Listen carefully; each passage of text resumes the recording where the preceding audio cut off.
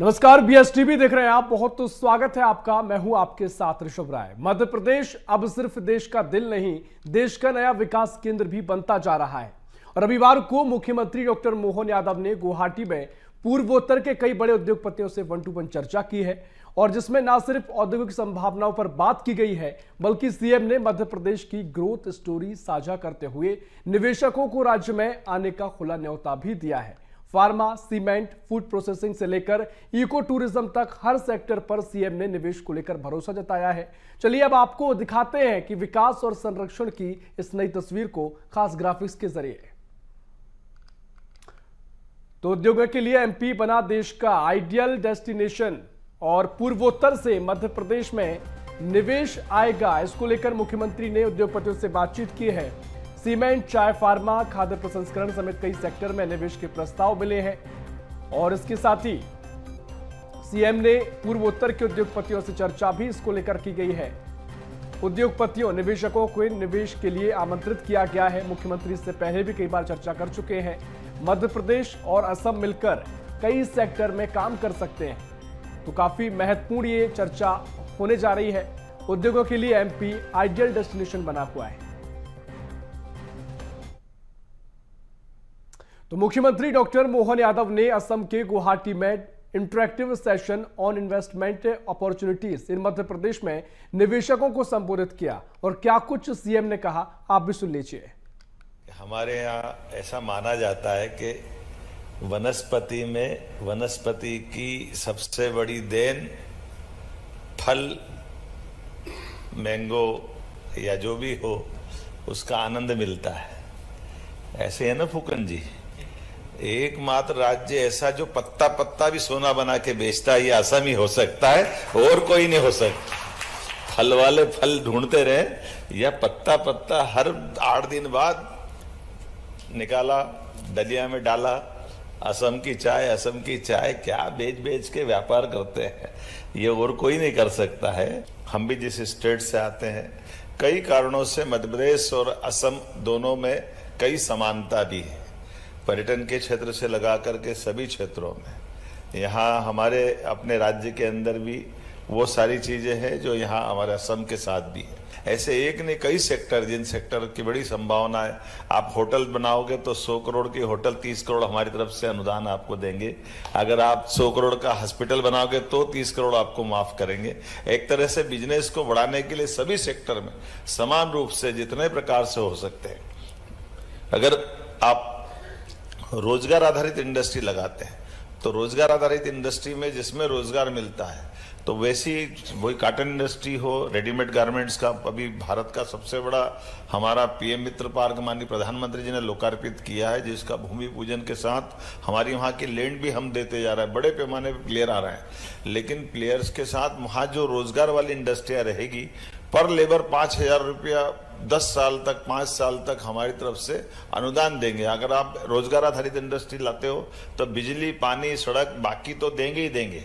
Labour के लिए भी हमारी सरकार उसमें मदद करने के लिए तैयार है कि व्यापार व्यवसाय के साथ बड़ी संभावना जिस प्रकार की होती, वो सारी अनुकूलता असम और मध्य प्रदेश में कॉमन है। आपका गेंडा और हमारा टाइगर साथ में दौड़ सकते, ये पक्की बात है, इसमें कुछ नहीं कह सकते। अतीत के काल से इतना अच्छा एक संयोग है। जिस तरीके से मुख्यमंत्री का यह असम दौरा है, काफी महत्वपूर्ण से माना जा रहा है, क्योंकि इससे पहले भी लगातार मध्य प्रदेश की जो निवेश नीति है उसमें कई बड़े बदलाव किए गए, और इन बदलावों के बाद लगातार निवेश मध्य प्रदेश में आया है। इससे पहले मुख्यमंत्री डॉक्टर मोहन यादव ने विदेश दौरे भी किए हैं, और देश के अलग अलग हिस्सों में मुख्यमंत्री पहुंचे, चाहे पश्चिम बंगाल हो, दक्षिण भारत के तमाम राज्य हो, कर्नाटक हो, या फिर जिस तरीके से मुख्यमंत्री निवेश को लेकर लगातार उद्योगपतियों से बातचीत कर रहे हैं, मध्य प्रदेश में निवेश की नई संभावनाएं देखने को मिल रही हैं। और अब जो खास फोकस है, जो खास मौका है, वो असम को लेकर है। और असम में निवेश किस तरीके से आएगा, क्या कुछ यहाँ की उद्योगपतियों की या फिर उद्योग की स्थितियां हैं, तमाम बिंदुओं पर महत्वपूर्ण चर्चा की जा रही है। और इसी पर हम और चर्चा करेंगे। मेहमान हमारे साथ जुड़ रहे हैं, भारतीय जनता पार्टी से प्रवक्ता है प्रियंका दुबे। प्रियंका जी, बहुत स्वागत है आपका बीएसटीवी में। और उद्योगपति हैं अजय देवनानी जी। अजय जी, अब बहुत स्वागत कर रहा हूं आपका बीएसटीवी में। चर्चा की शुरुआत करेंगे। प्रियंका जी, पहले आपके पास आऊंगा। लगातार दौरे हमने इससे पहले सीएम के देखे हैं, अब पूर्वोत्तर में निवेश को लेकर संभावनाओं को तलाशने सीएम पहुंचे हैं। किस तरीके से ये पूरा दौरा है और क्या कुछ सीएम इस दौरान रणनीति रहेगी कि यहाँ पर निवेश ज्यादा आ सके? और सबसे बड़ा सवाल यह है कि जो सवाल उठाया जाता है कि अभी तक जो बातचीत हुई है, अभी तक जो निवेश की चर्चाएं हुई हैं, उससे क्या कुछ निकलकर सामने आया है? उसका सबसे बड़ा उदाहरण ये है कि डबल इंजन की सरकार के चलते मध्य प्रदेश में जिस तरीके से नीतियों को परिवर्तित करके फ्लेक्सिबिलिटी बढ़ाई गई और जो ईज विंडो के माध्यम से अगर कैसे कि वन विंडो पे सभी चीजें अवेलेबल करवा करके खुद जब अगर हम बात करें ग्लोबल समिट्स हों, रीजनल समिट्स हों, जिससे रीजनल प्रॉब्लम्स को सॉल्व करते हुए डबल इंजन की सरकार जो स्पीड में दौड़ रही है, जिसका आज अगर हम बात करते हैं इंडस्ट्रियल ग्रोथ मध्य प्रदेश की 29% से ज्यादा हो चुकी है। और अगर हम बात करें तो संस्कृति को और हमारी जो प्रकृति संवर्धन करने की बात हो उसको लेकर के चर्चा की जाए, या अगर हम बात करते हैं औद्योगिक क्षेत्र में जो भी हमारे इन्वेस्टमेंट्स हो सकते हैं, पर्यटन को बढ़ावा दिया जा सकता है, कृषि क्षेत्र में कृषि आधारित उद्योगों की संरचना को लेकर के ये जो वर्ष है पूरी तरीके से औद्योगिक वर्ष के रूप में मनाया जा रहा है। और पूरी तरह से कोशिश की जा रही है कि चाहे वो हम लोग पीएम पार्क की बात करते हैं, फार्मास्यूटिकल्स की बात करते हैं, या फिर अगर हम बात करते हैं बीएमईएल के माध्यम से मध्य प्रदेश में रायसेन में इंडस्ट्री की डेवलपमेंट की बात करें, रिफाइनरीज की बात करें। बिल्कुल मैडम, लेकिन अभी तक जो तस्वीर उतरी है निवेश को लेकर, असम बहुत संभावनाओं का द्वार है और यहाँ पर बहुत सारी की स्पेशलिटीज है, लेकिन अभी तक कितना कुछ, क्योंकि जो उद्योगपति भी हमारे साथ जुड़े हुए हैं अजय जी, उनसे भी हम चर्चा करेंगे, कितनी तस्वीर अभी तक उतर पाई है? क्योंकि बहुत सारे इन्वेस्टर समिट हुई हैं, बहुत सारे बड़े इवेंट भी यहाँ पर हुए हैं और उद्योगपति आए भी हैं, चर्चा भी हुई है, बड़ा निवेश के प्रस्ताव देखने को मिले हैं। अभी तक क्या तस्वीर नजर आई है? जो लोग अगर इस डिबेट को देख रहे हैं, क्या आप उन्हें समझाना चाहेंगे? अगर हम बात करते हैं इंदौर साइड में, तो जितने भी इंडस्ट्रियल या आईटी पार्क्स थे वो कंप्लीट हो चुके हैं। अगर फार्मास्यूटिकल में धार रतलाम क्षेत्र की बात करते हैं, वहां पर डेवलपमेंट स्टार्ट हो चुका है, कार्य चालू हो चुका है। इसके बाद रिफाइनरीज बीना के साइड से आप देख रहे हैं वो धरातल पर उतर ही चुकी है। इसके अलावा अगर रिन्यूएबल अगर बात एनर्जी को लेकर के जो हम लोगों ने बात करी थी नर्मदापुरम संभाग में, वहां पे कार्य शुरू हो चुका है। तो इस तरीके से जहां पर भी इन्वेस्टमेंट, और ये मैं नहीं कह रही हूँ, अगर सामिक बसु जी की बात करें, उनके स्टेटमेंट देख लीजिए, महिंद्रा ग्रुप की जो चेयरपर्सन है उनकी देख लीजिए, कि आज के डेट में जो भी फैसिलिटीज गवर्नमेंट के साइड से उनको हैक लगता था, उसके लिए गवर्नमेंट तत्काल जो है अधिकारी भी सपोर्ट कर रहे हैं और सरकार तो उसके लिए लोगों को प्रोत्साहित कर ही रही है। तो चाहे मैन पावर्स के मामले में हो, चाहे लैंडमार्क के माध्यम से हो, चाहे ठीक है लगातार, क्योंकि ये जो नीतियों की चर्चा हुई है, हम इस पर और चर्चा करेंगे किस तरह की नीति, क्योंकि लगातार उसमें बदलाव किए गए हैं और काफी चर्चा का विषय भी नीति बनी, क्योंकि विदेश से भी काफी निवेश देखने को मिला। अजय जी, आपके पास आ रहा हूं। इससे पहले बहुत चर्चाएं हमने आपने की, अब जो असम का दौरा सीएम का है, निवेश को लेकर जो लगातार चर्चाएं हुई, कई चर्चाओं में आपके साथ हमने बातचीत करी, कई संभावनाओं की बात करी भी गई थी और करी भी जा रही है। इससे पहले जो निवेश की बातें कही गई थी, आप उद्योगपति होने के नाते मध्य प्रदेश की तस्वीर किस तरीके से बदलती हुई देख रहे हैं और अभी जो संभावनाएं असम में दिखाई दे रही हैं, क्या कुछ इसको लेकर आपके अंदर भाव है? जी देखिए, डे वन से डॉक्टर मोहन यादव सरकार इकोनॉमी पे कंसंट्रेशन है। जैसे हम देखेंगे कि लगभग 2 साल उनके होने वाले हैं दिसंबर में, तो डे वन से हम देखेंगे कि उनका डे वन से फोकस इकोनॉमी पे था। और हम ये देखेंगे कि उन्होंने लगातार पहले रीजनल इन्वेस्टर समिट किए, क्योंकि मध्य प्रदेश अपार संभावनाओं का क्षेत्र है, और उन्होंने बहुत बढ़िया होमवर्क के साथ, एक विजन के साथ काम किया। रीजनल इन्वेस्टर समिट में हमारे पास ये चीज़ें क्लियर हुई कि हमारे पास हर क्षेत्र में एक विशेषता है, हमारे हर रीजन में एक विशेषता है। जबलपुर की अलग विशेषता है, रीवा क्षेत्र की अलग विशेषता है, महाकौशल की अलग विशेषता है। उन्होंने उसको फोकस करते हुए उसके बाद लगातार उन्होंने भोपाल में एक बहुत बड़ा GIS कार्यक्रम किया, ग्लोबल इन्वेस्टर समिट। इसके बाद उसमें जो इन्वेस्टमेंट्स आई और लगातार वो सब चीज़ें धरातल पे आई, MOU साइंस किए उन्होंने, और जो ईज ऑफ डूइंग बिजनेस थी, ईज ऑफ डूइंग बिजनेस के मूल मंत्र पे काम करते उन्होंने काम किया। हम इसके बाद देखेंगे उन्होंने कि विदेश यात्रा करें, यूरोप के गेटवे में वो गए, एक नया मतलब मार्केट था। जनरली MP का कनेक्शन यूरोप से कम है, मिडिल ईस्ट में गए। इसके बाद, और उस वक्त भोपाल चैम्बर रही, बहुत उनको यहाँ से माखन मिश्री खिला के भेजा कि एक शुभत्व का भाव बना रहे। सूरत की टेक्सटाइल पार्क की बात हो या लुधियाना विजिट हो, बैंगलोर में उन्होंने IT सेक्शंस में रोड शो किए, इंटरैक्टिव सेशन किए। तो लगातार डॉक्टर मोहन यादव, मुझे लगता है देश में ऐसे प्रधानमंत्री में मध्य प्रदेश का मुख्यमंत्री हैं जो लगातार माननीय प्रधानमंत्री के रोड मैप पे काम कर रहे हैं, 2047 के विकसित और आत्मनिर्भर भारत के संकल्प के साथ। और मैं देखूंगा कि एक उद्योगपति के नाते, व्यापारी के नाते उन्होंने हर क्षेत्र में काम किया है। अब आ जाए हम असम वाले दौरे पे, तो उन्होंने असम के मुख्यमंत्री हेमंत बिस्वा जी से भी बात करी, इंटरैक्टिव सेशन दिया, और एक उद्योगपति के नाते, एक एमएसएमई के नाते उन्होंने वहां के लोगों को विश्वास दिलाया कि मध्य प्रदेश में अपार संभावनाएं। फार्मास्यूटिकल सेक्टर में उन्होंने निवेश की बात करी। और आप नवाचार देखिए, उन्होंने वेलनेस जैसे इश्यूज पे, कि वेलनेस में हम लोग असम और मध्य प्रदेश मिलकर काम कर सकता है। सीमेंट, फार्मास्यूटिकल, टी, चाय बागान असम के बहुत फेमस है, उसको लेकर बात हुई। और वेलनेस और टूरिज्म को भी लेके बात हुई। तो मध्य प्रदेश में पर्यटन की अपार संभावनाएं। तो मैं निश्चित रूप से यही कहूंगा, एक व्यवसायी के नाते, एक एमएसएमई के नाते। और इस वक्त मुख्यमंत्री जी के नेतृत्व में मध्य प्रदेश उद्योग एवं रोजगार वर्ष के रूप में इस वर्ष को मना रहा है।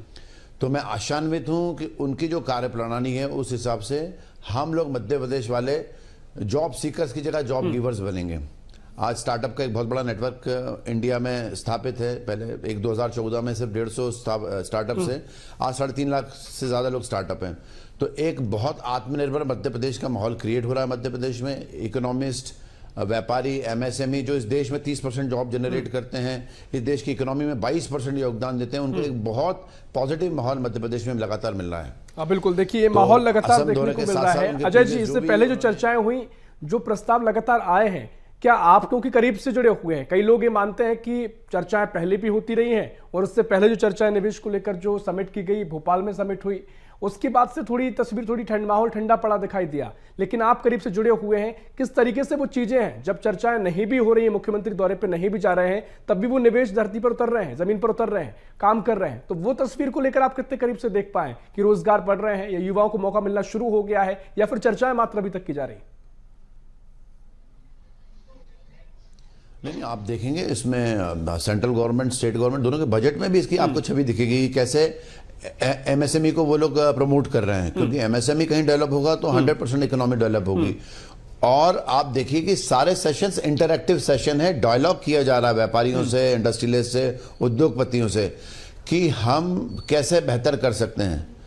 और लगातार एमओयू साइन करके आप देखिए जीआई से लेकर अभी तक कई जगह भूमि पूजन हुए हैं लगातार। ऐसा नहीं है कि सिर्फ बातें रह गई हुई, एमओयूज हुए हैं, भूमि पूजन हुए हैं, इंटरैक्टिव सेशन हो रहे हैं, व्यापारियों से सुझाव लिए जा रहे हैं, और हर क्षेत्र में काम हो रहे हैं। देखिए सूरत, मैंने कहा ना मध्य प्रदेश अपार संभावनाओं के साथ है।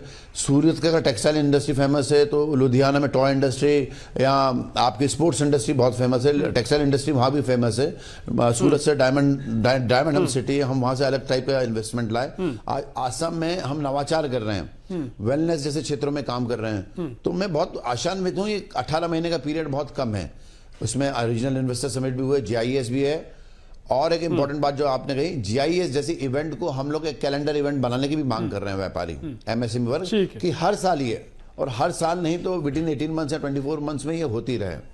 और चीजें लगातार भोपाल में बैठ के हम ये बातचीत कर रहे हैं, तो भोपाल, बैरसिया, सीहोर मिला के एक स्पेशल इकोनॉमिक जोन बनाने की बात हो रही है। उस पर मुझे ऐसा लग रहा है, लगातार यहाँ के लोकल न्यूज़पेपर दे रहे हैं कि इसमें लगातार इंडस्ट्रीज आ रही हैं, लगातार इसमें काम चल रहा है, लगातार लैंड ऑक्यूपाई हो रहा है। बिल्कुल बिल्कुल। तो 18 महीने का समय कम है।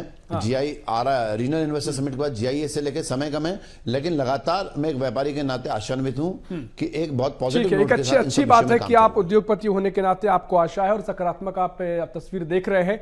चर्चा को आगे बढ़ाएंगे। कांग्रेस की ओर से पक्ष रखने के लिए सीता शरण सूर्यवंशी जुड़ गए हैं। बहुत स्वागत है सीता जी आपका इस चर्चा में शामिल होने के लिए।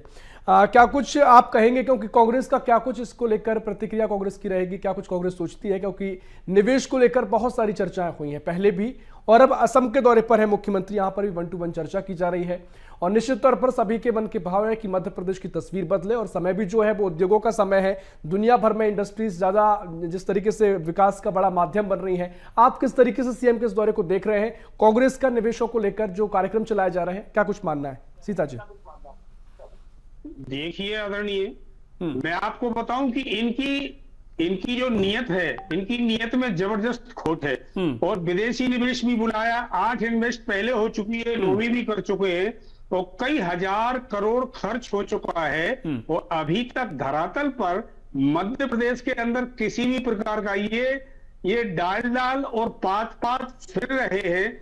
हमारे इस मध्य प्रदेश में खनिज संपदा, वन संपदा और जो आय है, आय का स्रोत हमारी नदियों से, हमारे पेड़ों से, हमारी खनिज संपदा से, और जिस तरीके से जो हमारे डिपार्टमेंट हैं, जो वरिष्ठ डिपार्टमेंट 54 किलो गोल्ड के साथ साथ जैसे परिवहन विभाग है, आबकारी विभाग है, और इन विभागों की अगर तरीके से पड़ताल हो जाए तो बाहर भी हमें निवेश करने की जरूरत ना पड़े, क्योंकि पिछली जो 8 इन्वेस्ट हुए हैं माननीय पूर्व मुख्यमंत्री शिवराज सिंह जी के कार्यकाल में, वो पूरी फाइलें धूल खा रही हैं। और अभी मैं आपको अवगत कराना चाहता हूं आपके चैनल के माध्यम से कि अभी धरातल पर तो कुछ भी नहीं है, लेकिन जो इन्वेस्टर हैं इस इंडिया के, वो जमीन छोड़कर भाग गए हैं, क्योंकि उनको जो इन्वेस्ट किया, जैसे रामदेव बाबा जी को भी 450 एकड़ जमीन की थी, अभी भी उस पर कोई किसी प्रकार का नहीं। सीताशरण जी, आप अच्छी कमियां लेकर आए, अच्छी बात है, कमियों पर काम होना चाहिए, लेकिन उद्योगपति हैं, व्यापार से जुड़े हुए हैं अजय देवनानी साहब, वो भी कह रहे हैं कि भाई अभी जो तस्वीर कम से कम नजर आई है, जो कार्यक्रम चलाए जा रहे हैं उनका असर दिखना शुरू हो गया है और उम्मीद की जा सकती है कि तस्वीर बदलेगी, क्योंकि प्रयास लगातार जारी हैं, तो एक सकारात्मक भाव तो रखा जा सकता है।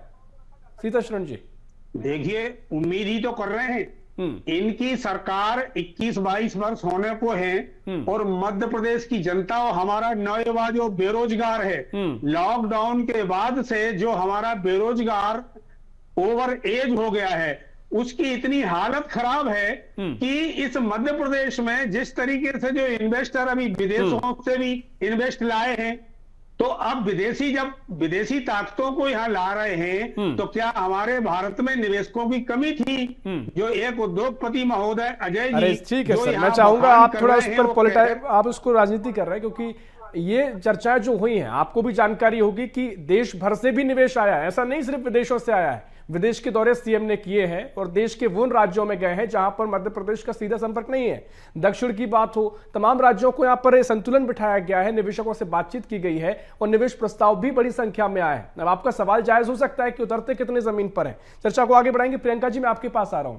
वो ये कह रहे हैं और कई लंबे समय से कांग्रेस सवाल पूछती है कि शिवराज सिंह चौहान के कार्यकाल में भी तमाम प्रस्ताव की बात करी गई, निवेश प्रस्ताव आए, वो कह रहे हैं कि वो फाइलें हैं वो धूल खा रही हैं, और उसके अलावा अभी जो चीजें हो रही हैं, युवाओं के बुरे हाल है, रोजगार नहीं है, तो आप तमाम चीजों को छुपाने के लिए सब कर रहे हैं, ऐसे आरोप कांग्रेस लगा रही। प्रियंका जी, सूर्यवंशी जी की जानकारी के लिए मैं बता दूं, इनके शासनकाल में मध्य प्रदेश के अंदर मात्र 5000 मेगावाट बिजली का उत्पादन होता था, तो बिजली होती नहीं थी, जाती ज्यादा थी, और अंधकारमय मध्य प्रदेश को इन्होंने बना करके रखा था।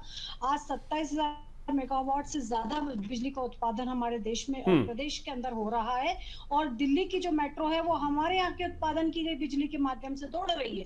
तो ये है आज का बदलता हुआ मध्य प्रदेश, जिसमें आपके समय में आप मध्य प्रदेश में बिजली नहीं पूरा पाते थे, और आज कर्नाटक में अगर देखें तो अस्पतालों में चिमनी में और मोमबत्ती के अंदर ऑपरेशन करने की स्थिति आप लोगों ने ला दी है। यह है आपकी सरकार।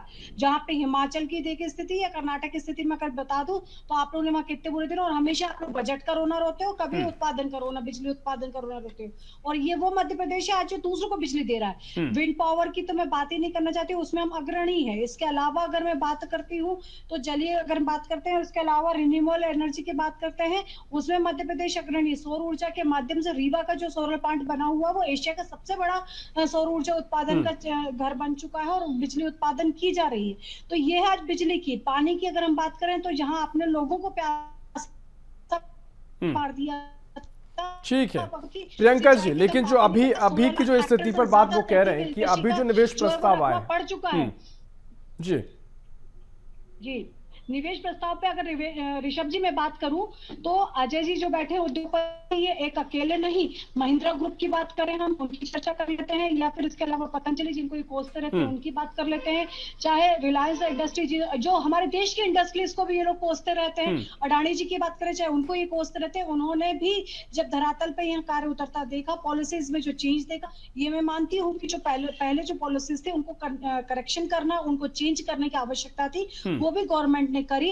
और आज मैं जो कह सकती हूँ ईस्ट विंडो के माध्यम से जो इजीली सारी प्रोसीजर को फॉलो किया जा रहा है, तो हम नहीं, ये इंडस्ट्रीज कह रहे हैं कि आज की डेट में पॉलिसीज डिलाइट की गई है, जिसके कारण इन्वेस्टमेंट करना आसान हो पाया है, धरातल पर भी इनको उतारना आसान। और ये मैं साथ में मेरे ख्याल से तो अजय जी भी इस बात से सहमत होंगे कि जिस प्रकार के इन्वेस्टमेंट आए हैं, इनको धरातल पे आने में कम से कम 1 से 2 साल मिनिमम लग जाना स्वाभाविक सी बात है। ठीक है, अभी व्यवस्था है, पूरा माहौल तैयार कर लिया गया है। अब थोड़ी तस्वीर हमें इंतजार थोड़ा करना पड़ेगा, क्योंकि चीजें दिखना शुरू हुई हैं। मुझे लगता है कि आगे और उन पर कितनी वो जमीन पर उतरती हैं, किस तरीके से मूर्त रूप लेती हैं, इस पर सभी की निगाह। सीताशरण जी कुछ कहना आप चाह रहे थे, बात रखिएगा।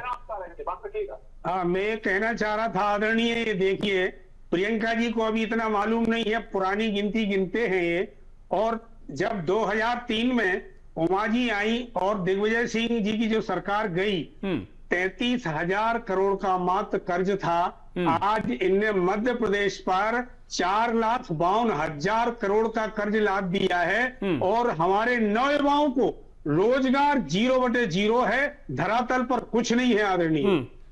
तो ये बात आप पिछले 20-22 साल से आप जनता को बता नहीं पाए सीताशरण जी, क्योंकि जनता लगातार बीजेपी को चुन लेती है। ये बात क्यों आपकी बात जनता नहीं सुन पाई? नहीं, जनता को चुन लेती है, ये 15 महीने की सरकार को भी खरीद लेते हैं, हमारे विधायकों को भी तोड़ मरोड़ करके अपनी सरकार बना लेते हैं और जनता के साथ ठगी करते हैं। भाई मैंडेट ले लेते हैं, लेकिन उस जनता का मैंडेट का आदर नहीं करते हैं और ना रोजगार और ये हेल्थ की जिस तरीके से व्यवस्था और रोजगार के साथ साथ भी हमारा नौयुवा, हमारा कर्मचारी सब धरातल पर है, सब रोड पर है, सबकी ठीक है। अजय जी के पास जाऊं, उससे पहले कोई रिएक्शन प्रियंका जी कुछ कहना चाह रही हैं आप, जल्दी से। सबसे बड़ा दुखद तो ऋषभ जी ये है कि जनता भी इनकी बात नहीं समझती, खुद इनके विधायक इनकी बात को नहीं समझते और भारतीय जनता पार्टी में विश्वास दिखा करके इनका साथ छोड़ करके भारतीय जनता पार्टी को ज्वाइन करके उसके साथ सरकार बनाते हैं, उपचुनाव भी जीतते हैं और फिर इनको धूल चटाते हैं। ये है आज की सत्यता। और इससे बड़ी बात भी बता दूं, जो युवा जिसको ये बेरोजगार कह रहे हैं वो इनका कार्यकर्ता बनने को भी तैयार नहीं है, इसलिए ये भाषणों में हीरो जरूर है परंतु बूथ पे भी जीरो है, धरातल पे भी जीरो है, राज्य में भी जीरो है और आज हमारे राज्य में नहीं 14 राज्य में भी जीरो है। ठीक है अजय जी, आप कुछ कहना भी चाह रहे हैं, क्योंकि लगातार चर्चाएं होती हैं तो पिछली सरकारों की तुलना होना शुरू हो जाती है कि भाई साहब पहले कर्ज इतना था, अब कर्ज इतना बढ़ गया, रोजगार है नहीं। अभी आरोप कांग्रेस लगाती है, लेकिन बीजेपी कह रही है और तस्वीर काफी बदली है। तो आप किस उद्योगपति होने के नाते किस तरीके से आप देखते हैं, क्या वो बदलाव आया और क्या कुछ आप कहना चाह रहे थे अजय जी? जी जी जी जी देखिए, इस पूरी डिबेट का आधार इकोनॉमी है और फॉरेन इन्वेस्टमेंट की बात है कि हम कैसे इंटरेक्टिव सेशन के माध्यम से इन्वेस्टमेंट आया। मैं एक बहुत इंपॉर्टेंट बात कहूंगा कि 22 तारीख को सेंट्रल गवर्नमेंट, स्टेट गवर्नमेंट कितना चिंतित है इकोनॉमी के लिए, हम डे 1 से देख सकते हैं। 22 सितंबर को व्यापारियों ने इस देश में बचत उत्सव के रूप में एक उत्सव मनाया जहां न्यू जीएसटी रिफॉर्म्स आए। ये मैं इस संदर्भ में कह रहा हूं कि एक बड़ी इंडस्ट्री लगाना, लोगों को जॉब देना, इसके साथ साथ एक छोटी दुकान पे भी, क्योंकि छोटी दुकान भी एमएसएमई में आता है, छोटी दुकान पे भी व्यापार बढ़ाना भी इकोनॉमी की ग्रोथ है। न्यू जीएसटी रिफॉर्म्स के साथ हमने बचत उत्सव मनाया और फॉरेन इन्वेस्टमेंट्स की पॉलिसीज हमारी इंटरनेशनल नेशनल अलग है, लेकिन हमने स्वदेशी क्रय करें, स्वदेशी विक्रय करें के संकल्प के साथ भी आगे काम किया है। तो निश्चित रूप से जब देश की लीडरशिप आपके साथ खड़ी है, व्यापारी के साथ खड़ी है, इकोनॉमी के साथ खड़ी है, चाहे वो प्रदेश के मुख्यमंत्री हो, देश के प्रधानमंत्री हो, उन्होंने व्यापारी वर्ग को भी प्रोत्साहित किया है, ग्राहक मित्र को भी प्रोत्साहित किया है कि आप न्यू जीएसटी रिफॉर्म्स का फायदा लें 22 सितंबर से। अगर, क्योंकि वर्ल्ड लेवल पे बहुत डिफरेंट चीजें हैं।